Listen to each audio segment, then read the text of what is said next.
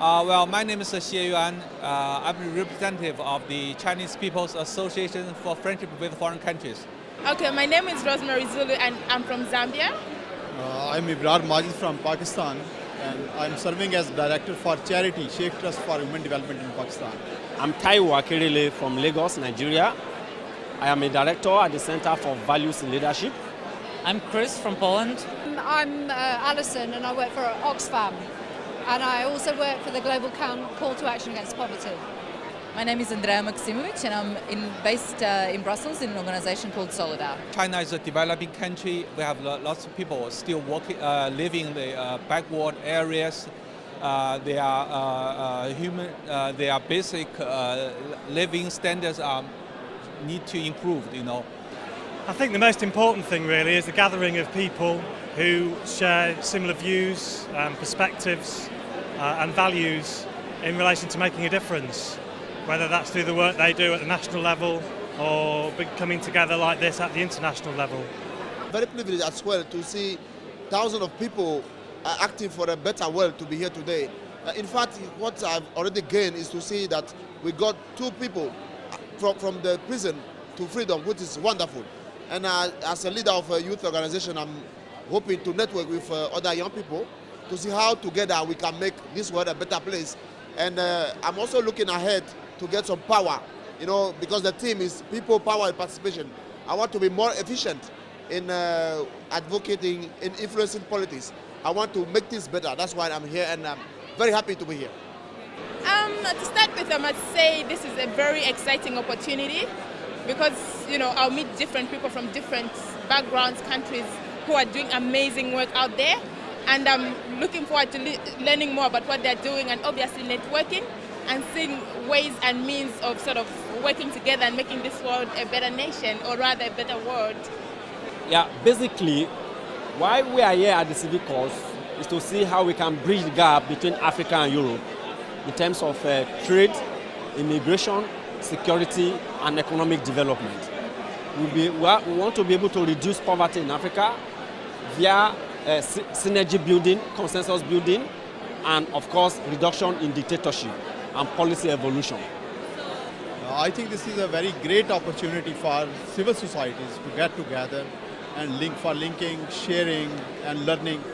Well, I'm a delegate from the Youth Assembly, and a wonderful experience, networking experience with young people from all around the world, and we're trying to bring discussion forward to the World Assembly. We managed to mention many important issues, all the burning issues in the world, and the discussion just started, and we're looking forward to bringing it back. I think it's an amazing opportunity to meet people from all over the world, different parts of society, different cultures, different outlooks on how we end poverty and injustice and suffering in the world. And we don't often get the opportunity to meet together like this, so it's fantastic. I'm hoping to meet a bunch of other people who are engaged in the same work that we do. I'm hoping to make alliances with people around things like the Decent Work Agenda, which is something that we're working on with other civil society groups. And I'm also hoping to get a lot of inspiration to hear stories from people who are working at the grassroots level and to actually come to a better understanding of how we can work together for a better world. Challenging a culture of complacency that might exist around the difference that organisations think they're making. My specialism is campaigning and advocacy. We are looking forward to make friends here, to know more about this organization, to make friends here, to work with the other NGO organizations in the world, to work together. I would say the most challenging part is the fact that the government and decision makers haven't yet realized the importance of involving young people in decisions that affect them. Most of the times they would make policies and not invite sort of young people on the table. And to be honest, you can't make something for young people without involving them. So to make effective policies, young people have to be involved in every process of policy formulation because you can do it. I think the most valuable thing that CIVICUS offers really is that sharing of learning and good practice from the south to the north.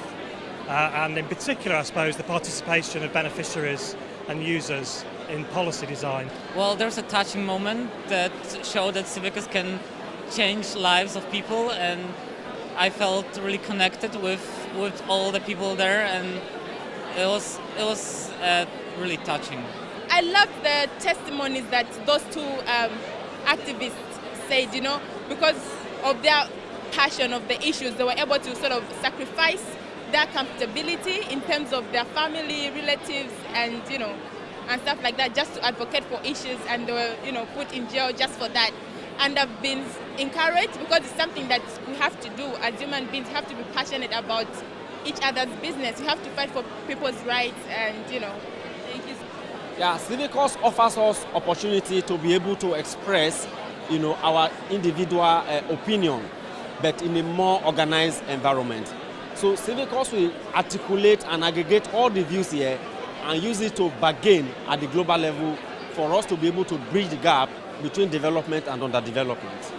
And the hardest part is to motivate people, motivate young people, and get them to action, and try to subsidize all their normal activities or get them involved in. I think it's really hard to beat having Daniel and Natsanet back amongst us, and I think it's one of those things that always makes you remember why you do what you do. That even though I think sometimes we feel really pessimistic about the state of the world and you know, the fact that maybe we're not making as much of a difference as we could be, and that, you know, the odds are against us, actually having them there for me was a really positive affirmation of the daily work of a lot of people. The wife of one of the guys who was in prison in Ethiopia gave such a fresh and passionate perspective on what it's like to have your human rights abused. I think that was really very moving. Yeah, the most difficult part of my work is when you are not able to convince government to execute certain policies that will favor the majority of the people. A situation whereby you have very good policy that will reduce poverty, that will create wealth, and it's not being implemented by government is very, very frustrating. Dealing with the fact that governments break their promises all the time consistently, and finding ways that civil society can actually reach governments in a language that they understand is a constant struggle for us, I think. I think the most difficult part of my work is the fact that being based in Brussels, sometimes you're a little bit removed from sort of the people that you are working in partnership with and that you're advocating for. And you sort of forget why you do it in the first place. So I think that kind of distance can be difficult, and it's important to sort of every now and again go back to the grassroots and meet people and say, okay, I remember now why I do what I do, to have that inspiration, because otherwise, you know, you're sort of knocking your head against the brick wall a lot of the time, meeting with people like bureaucrats in the European Commission and World Bank who are not really listening. So, you know, you need to kind of get a bit of your inspiration.